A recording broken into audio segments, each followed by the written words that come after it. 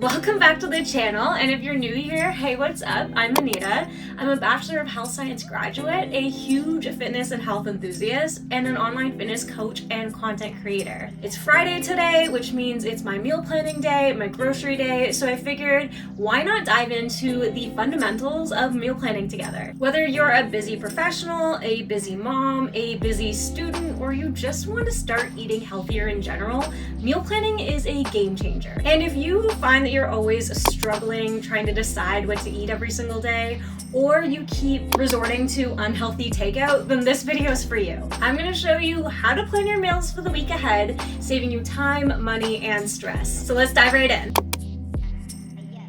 So as a busy content creator, and my husband is really busy working his corporate job, we just find that meal planning has been such a game changer for us, not only for living a healthier lifestyle, but just being more organized throughout the week. And the first step in meal planning is to assess your schedule. You're gonna wanna take a look at your calendar and identify what your really busy days are, because those are the days you're gonna either wanna have quick meal preps or leftovers from the day before. What we like to do is just have one designated day where we batch cook everything for the week, so that each day all we really have to do is pull out a meal, warm it up, and we're good to go. But if you prefer to have more fresh meals on hand and cook more frequently throughout the week, then assessing your schedule is going to be a key first meal planning step for you, so that you know what days are going to be ideal cooking days for you and how much you'll need to cook for those days so that you have enough leftovers for your really busy days. So by knowing your schedule, you can plan accordingly, which will help save you any unnecessary stress throughout the week.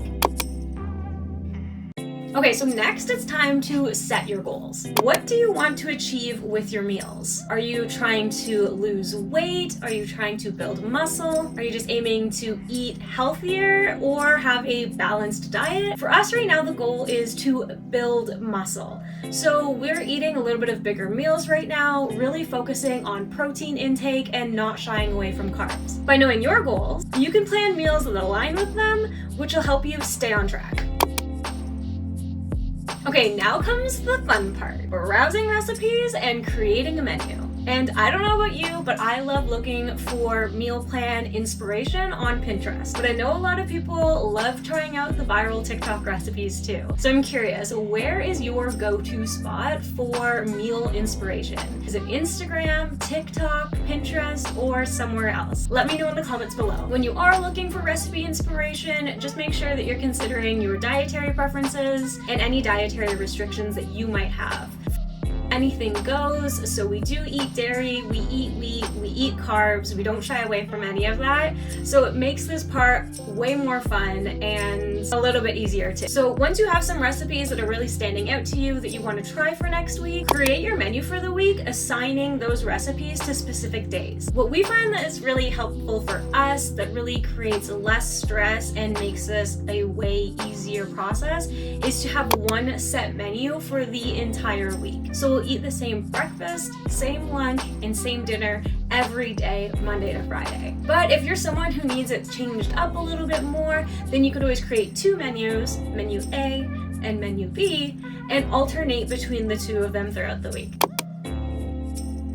With your menu in hand, it is time to make your grocery list. Go through each recipe and start jotting down the ingredients that you need, being mindful of the fact that you might already have some of these things in your pantry or your fridge, which is always nice when you can cross off a few things on your shopping list at home. And this is so key. Having a well-organized shopping list is going to save you so much time at the store, and it's going to make sure that you have everything that you need for the week. So the way I like to organize my shopping list is by each section in the grocery store. So all of my produce will be listed together, all of my dairy will be listed together, all of my pantry items will be listed together, and then anything that's in the freezer aisle will be listed together too. This makes grocery shopping so fast. I remember I timed myself once on a Costco grocery haul and I got in and out in 11 minutes. And it will also save you so much money because you'll just be so focused on knocking off the items on your list that you can just put your blinders on and zoom past all the sections that don't serve you. Okay, Okay, once you are in the grocery store, shop smart. This goes back to the last point I was just saying, but stick to the grocery list and avoid any impulse buys. What I find really helps with this is to not go to the grocery store on an empty stomach. Anyone who has done that, and I'm sure all of us have at this point, knows that you end up coming out with so much food that you do not need just because you were so hungry in the moment. And this is also a really cool tip. I remember I learned it back in school, but you've probably heard of this before too, is to shop the perimeter, the outside of your grocery store as much as you can. This is where you're gonna find all of your healthier food that's not as processed as all the food is in the center of the grocery store. So think about how your fruits and veggies are on the outside perimeter of your grocery store. Things like your meat and your fish counters will be on the outside of the grocery store. And then you can also find fresh baked breads and your dairy. And if you really want to ensure that you're getting the freshest produce possible, try to shop with your local farmers or in the local section of your grocery store, and then try to shop for your seasonal fruits and vegetables. Okay, once you're back home with your groceries, try your best to take some time to prep your food in advance. I did a poll on my Instagram and I was asking what's worse, doing the grocery shopping or putting the food away. And almost everyone agreed that it's putting the food away that's the worst part of doing a grocery haul. But I encourage you to take this time as soon as you get home from grocery shopping to wash your fruits and vegetables, cook your grains, and prep your proteins. And then portion out any of the ingredients into either containers or bags for easy assembly throughout the week. This is going to save you so much time during your busy days, and it's going to make cooking such a breeze. It's also going to make sure that you don't really have food going bad at the back of your fridge because you'll know everything is already prepped, portioned, and picked out for you for easy cooking or easy eating the day of. And my last tip is to stay flexible. Remember that meal planning isn't this thing that you have to stick to so rigidly. Life happens and you might need to be a little bit more flexible. So if you feel like switching your meals around throughout the week or trying out something different, go for it. Meal planning is meant to make your life easier, not more stressful.